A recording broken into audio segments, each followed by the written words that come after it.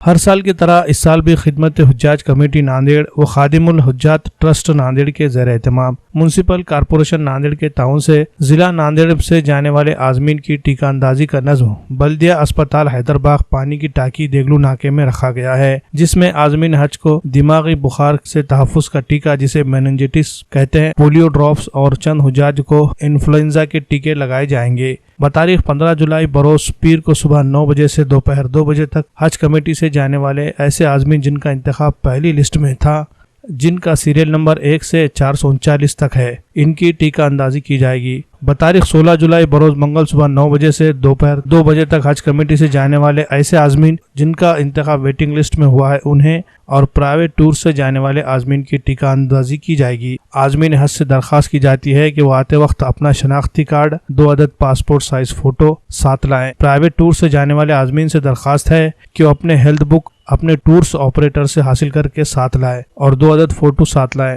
مزید تفصیلات کے لیے خدمت حجاج کمیٹی کے مقامی دفتر سے رابطہ قائم کیا جا سکتا ہے۔